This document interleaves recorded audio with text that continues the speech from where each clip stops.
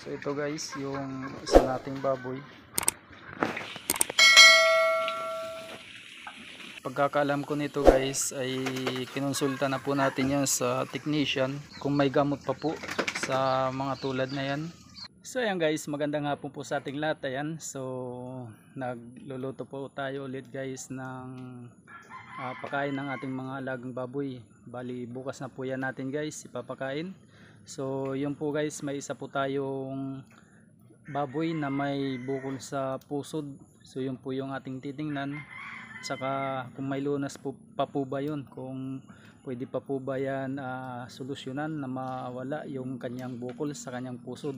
So tinanong na din natin yan sa ating technician kung may lunas pa po yan.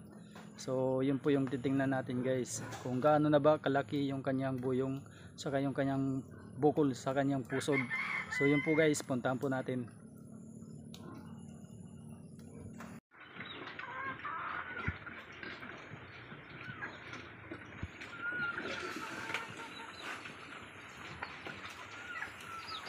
So ayan guys, may isa po tayong baboy na tawag dito sa amin ay may buyong sa pusod.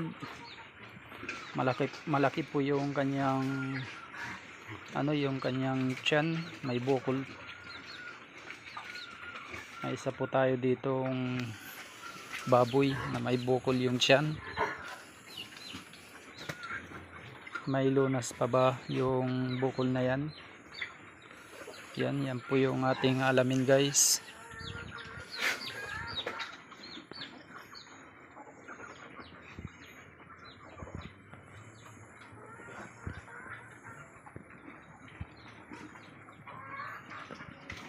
Asa na yun? May isa tayo ditong baboy na may bukol yung kanyang pusod. Tawag dito sa amin ay buyong. Yan. So ito guys, yung isa nating baboy. Malaki yung kanyang, tawag sa amin, buyong yan. Buyong sa pusod.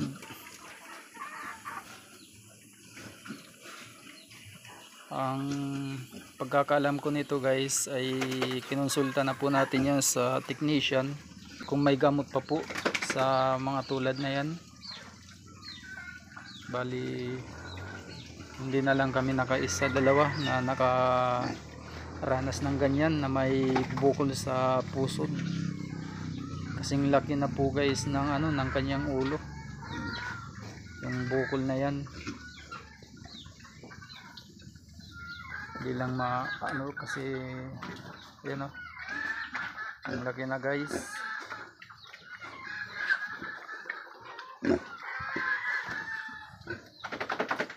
Pag lumaki pa yan ay lalaki din yan guys. Pag lumaki yung baboy ay lalaki din yan. Pero sa ng technician ay hanggat kumakain yung baboy ay pwede lang yan. Okay lang po yan. Yung mas maganda yung nakasiparit po siya guys. Yung nakahiwalay po, kaso wala kaming bakanting lalagyan. Ayun wala kaming bakanting lalagyan, kaya hindi natin maiwalay yan. Kasi kadalasan yung may ganyan ay pinaglalaruan ng ng kanyang mga baboy din. Kaya yung mga ganyan po guys ay sabi ng technician wala na daw gamot dyan. Pag inoperahan naman ay hindi maganda, hindi kasi alam nyo naman yung baboy malikot. Walang lunas daw ito guys, yung mga ganyang sakit na may bukol sa puso.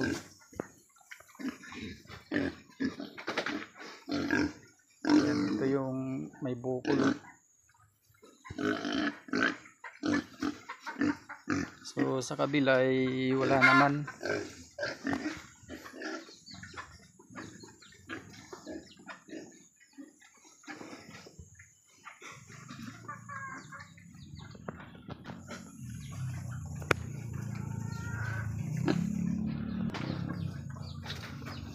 pag ibininta po yan guys, pag nabili ng mga ng mga matansiyero ay bawas din yan sa timbang, kasi yung laman po niyan ay yung kanyang laman loob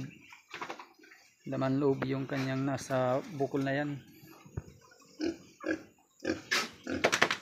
Bawas din po yan guys sa timbang yung ganyan.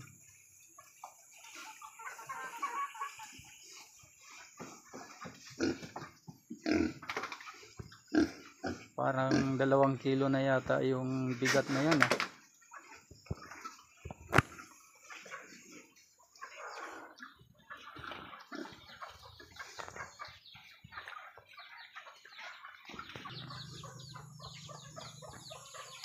Yan yung ating mga batining. So dito lang sa kabila guys yung may bukol. Yan.